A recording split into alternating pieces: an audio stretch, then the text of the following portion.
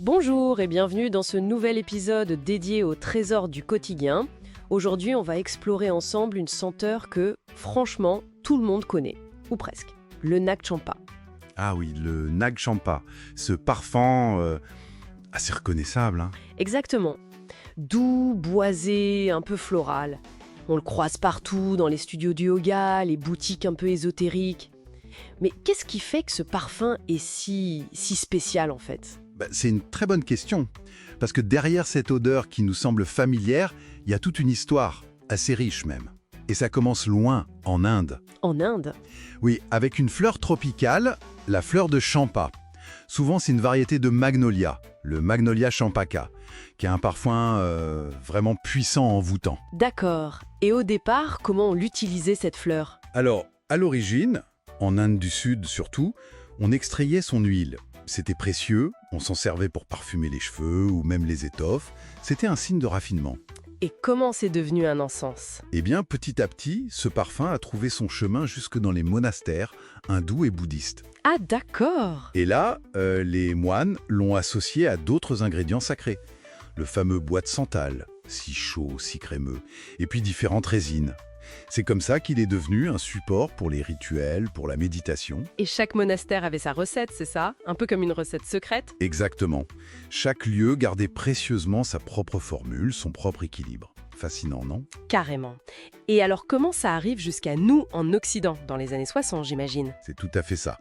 Dans les années 60, il y a eu cet intérêt grandissant pour les philosophies orientales, la méditation, le yoga. Oui, le mouvement hippie, tout ça. Voilà. Et le Nag Champa est arrivé avec cette vague. Il a été adopté très vite, justement pour ses vertus qu'on disait apaisantes, sa capacité à créer une ambiance zen, propice à la détente. Il est devenu un peu le symbole olfactif de cette recherche de spiritualité, en quelque sorte. C'est un peu ça, oui. Une signature olfactive. Mais alors, si on regarde de plus près, dans ce petit bâtonnet qu'on achète, il y a quoi exactement ? C'est quoi la recette de base ? Alors, la composition classique, elle repose sur quelques piliers. D'abord, et c'est souvent l'ingrédient principal, le bois de santal. Le santal, d'accord. Pour le côté boisé, chaleureux. C'est ça, chaud, crémeux, très enveloppant. Ensuite, bien sûr, il y a la fleur de Champa. C'est elle qui apporte la note florale, exotique, un peu solaire. Et puis, il y a un troisième élément qui est vraiment clé, c'est une résine, le almadi. Almadi. Jamais entendu ce nom. C'est quoi exactement ?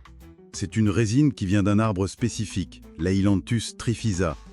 Elle est super importante parce qu'elle apporte une complexité, une touche un peu balsamique, terreuse. Ah d'accord. Et en plus, elle a une propriété technique. Elle aide l'encens à brûler plus lentement, plus régulièrement. Et elle donne aussi cette texture un peu particulière, un peu gommeuse parfois, au bâtonnet traditionnel. Intéressant. Et après, on peut rajouter d'autres choses ? Oui, selon les fabricants, on peut trouver des notes de rose, de jasmin, ou même quelques épices douces pour varier un peu la formule. Et tout ça, on mélange comment ? C'est une pâte qu'on roule à la main sur un bâton de bambou. C'est la méthode masala. C'est exactement ça. On mélange tous les ingrédients naturels, les poudres de bois, les résines, les huiles essentielles, avec un liant naturel pour former une pâte. Et cette pâte est ensuite roulée traditionnellement à la main autour d'un fin bâtonnet de bambou. On pense tout de suite à la fameuse boîte bleue, là, Satya Sai Baba Nag Champa. C'est un peu la référence historique, non ? Oui, c'est clairement la marque la plus connue et la plus répandue dans le monde. La maison Srinivas Sugandhalaya l'a vraiment popularisée. Leur recette est réputée pour être assez riche en bon santal et en almadi. Mais ce n'est pas la seule option. Ah non, loin de là. Il y a d'autres excellents fabricants. On peut penser à Goloka, par exemple. Ils font des encens très naturels, souvent sans trempage chimique, et ils ont aussi une démarche caritative intéressante. D'accord. Ou alors Vijayashree Fragrance, avec leur gamme Golden Nag Champa, qui est aussi très appréciée. Le plus important, c'est de chercher des produits avec des ingrédients naturels, si possible. Parce qu'au-delà de juste sentir bon, on sent bien qu'il y a autre chose avec cet encens. On l'utilise beaucoup pour la méditation, le yoga. Oui, c'est plus qu'un simple parfum d'ambiance. C'est un véritable outil, un support. Il aide à calmer le mental, à se poser, à entrer plus facilement dans un état méditatif ou de relaxation. Créer une sorte de bulle. C'est ça. Beaucoup l'utilisent pour sacraliser un espace, tu vois, avant une prière, une séance de yoga, ou juste pour marquer un temps de pause dans la journée. On entend aussi parler de purification pour chasser les mauvaises ondes. C'est quoi cette idée? Oui, c'est une utilisation assez courante. On lui prête cette capacité à purifier l'énergie d'un lieu, à dissiper ce qui peut sembler lourd ou stagnant. Un peu comme le smudging avec la sauge. Exactement. Ça relève un peu de la même intention, même si les plantes sont différentes. C'est l'idée d'utiliser la fumée pour nettoyer énergétiquement un espace ou une personne. D'un point de vue plus symbolique ou spirituel, on dit souvent que le Nag Champa aide à l'ancrage. L'ancrage, C'est-à-dire? la connexion à la terre, la stabilité, ça correspondrait au chakra racine. Et en même temps, il ouvrirait à la compassion, à l'amour, lié au chakra du cœur, comme un lien entre le bas et le haut, entre la terre et le spirituel. C'est une belle image. Mais bon, question pratique, hein, c'est de la fumée quand même. Est-ce qu'il y a des précautions à prendre pour la santé? C'est important d'en parler. Comme pour toute combustion, il faut être raisonnable. La clé, c'est la modération et surtout une bonne ventilation. Il faut toujours aérer la pièce pendant et après avoir brûlé de l'encens. Et choisir un encens de bonne qualité, j'imagine? Oui, privilégier des encens naturels sans ajout de parfums synthétiques ou de produits chimiques. Ça limite les risques d'inhaler des composés irritants.